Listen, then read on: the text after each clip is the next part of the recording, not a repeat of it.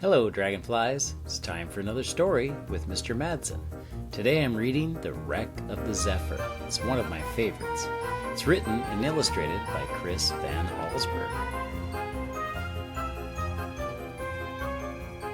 The Wreck of the Zephyr. Once, while traveling along the seashore, I stopped at a small fishing village. After eating lunch, I decided to take a walk. I followed a path out of the village, uphill to some cliffs high above the sea.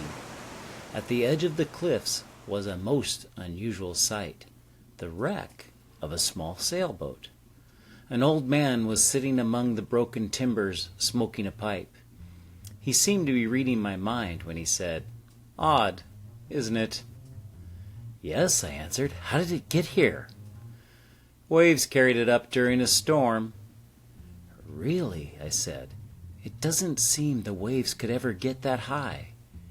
The old man smiled. "Well, there is another story," and he invited me to have a seat and listen to his strange tale. "In our village years ago," he said, "there was a boy who could sail a boat better than any man in the harbor. He could find a breeze over the flattest sea.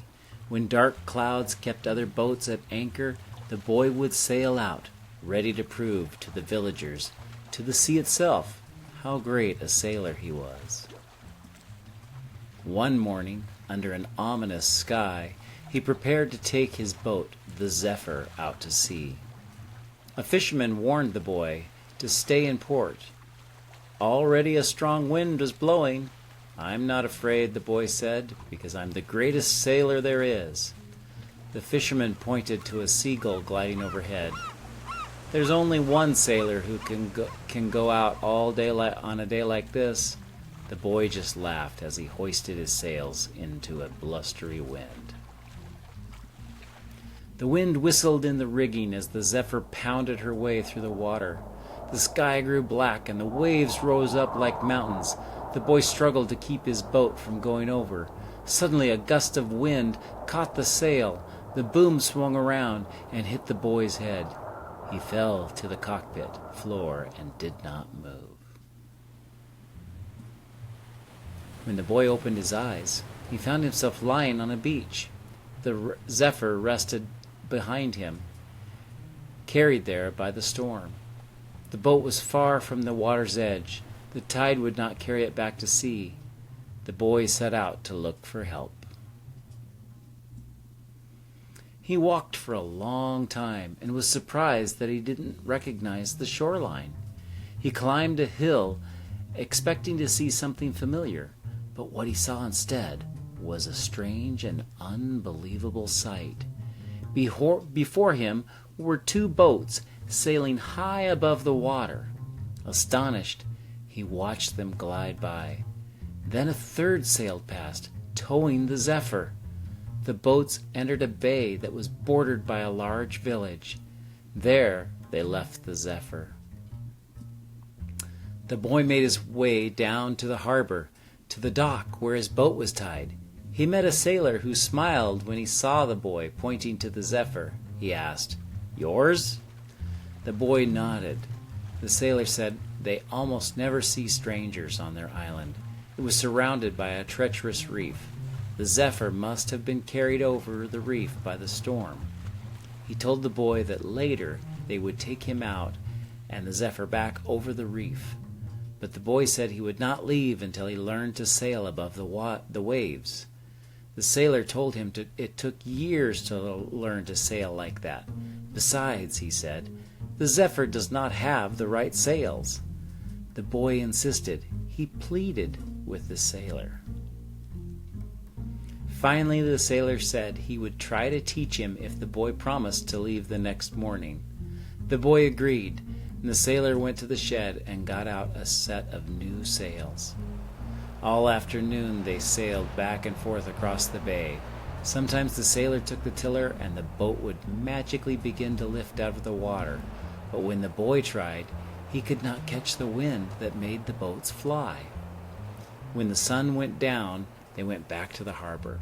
They dropped anchor, and a fisherman rowed them to shore. In the morning, the sailor said, "We'll put your own sails back on the Zephyr and send you home." He took the boy to his house, and the sailor's wife fed them oyster stew. After dinner, the sailor played the concertina. He sang a song about a man named Samuel Blue, who long ago tried to sail his boat over land and crashed.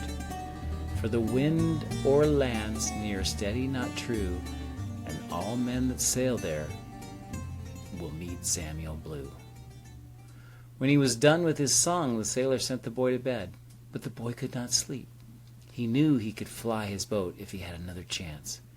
He waited until the sailor and his wife were asleep. Then he quietly dressed and went to the harbor. As he rowed out to the Zephyr, the boy felt the light evening wind grow stronger and colder. Under a full moon, he sailed the Zephyr into the bay. He tried to remember everything the sailor had told him. He tried to feel the wind pulling his boat forward, lifting it up. Then suddenly, the boy felt the Zephyr begin to shake. The sound of the water rushing past the hull grew louder. The air filled with spray as the boat sliced through the waves. The bow slowly began to lift. Higher and higher the Zephyr rose out of the water, then finally broke free. The sound of rushing water stopped, and there was only the sound of wind in the sails. The Zephyr was flying. Using the stars to guide him, the boy set a course for home. The wind blew very hard, churning the sea below, but that did not matter to the Zephyr as she glided through the night sky. When clouds blocked the boy's view of the stars, he trimmed the sails and climbed higher. Surely the men of the island never dared fly so high. Now the boy was certain he was truly the greatest sailor of all. He steered well. Before the night was over, he saw the moonlit spire of the church at the edge of the village. As he drew closer to land, an idea took hold of him. He would sail over the village and ring the Zephyr's bell. Then everyone would see him and know that he was the greatest sailor. He flew over the tree-topped cliffs of the shore, but as he reached the church, the Zephyr began to fall. The wind had shifted. The boy pulled as hard as he could on the tiller, but it did not go. It was no good. The wind shifted again. He steered for the open sea, but the trees at the cliff's edge stood between him and the water. At first, there was just the rustle of leaves brushing the hull. Then the air was filled with the sound of breaking branches and ripping sails. The boat fell to the ground, and here she sits today. "A remarkable tale," I said, as the old man stopped to relight his pipe. "What happened to the boy?" "He broke his leg that night." Of course, no one believed his story about flying boats. It was easier for them to believe that he was lost in the storm and thrown up here by the waves. The old man laughed. "No, sir. The boy never amounted to much. People thought he was crazy. He just took odd jobs around the harbor. Most of the time he was out sailing, searching for that island and a new set of sails." A light breeze blew through the trees. The old man looked up. "Wind coming," he said. "I've got some sailing to do." He picked up a cane, and I watched as he limped slowly towards the harbor.